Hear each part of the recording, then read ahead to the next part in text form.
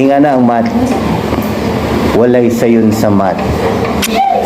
Kani nga inyong giansiran, ato na nang gileksyon for 5 days. Isa ang kamot sa wala gihapon nakakuha unsaon na. Honestly, isang kamot sa naglibog gihapon na ni. Ang kung sinod ay kagol, dili ko masukuha na. Down. Inga na ang math. Walay sayon sa math. Kay nga na po ang kinabuhi. Di mo pwede mangitag sayon. Ang uban ninyo, lisuran sa math, ang uban lisuran sa science, ang uban lisuran sa Filipino. Di mga gana, lisuran o Filipino.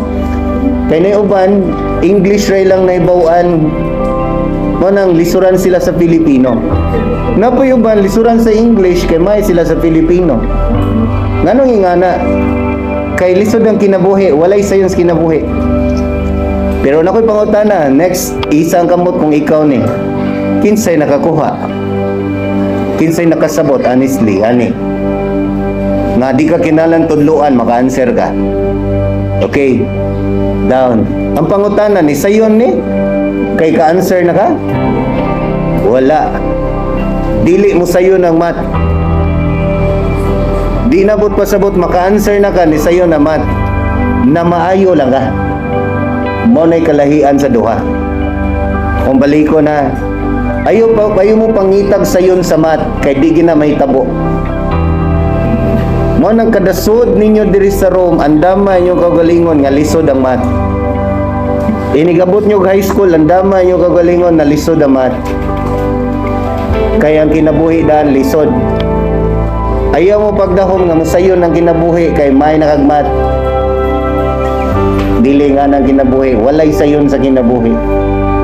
Kanang imong pangandoy pagsugod, kinsa tong ganahan magpulis dire? Daon kinsa itong ganahan magdoktor dire? Daon kinsa itong ganahan mag-engineer dire? Down. Ang uban unsa inyo hang ambisyon bisag unsa na, paminaw ninyo sayon kay ganahan ka na. Ang imong ganahan sayon sakto din na. Bisan ang imong ganahan lisod. Sakto no?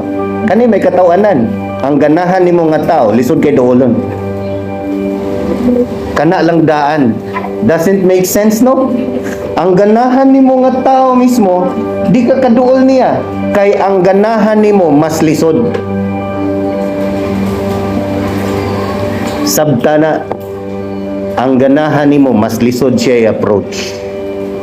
Kadung di nimo ganahan sayon man ra nimo duol. Kay ang di nimo ganahan sayon.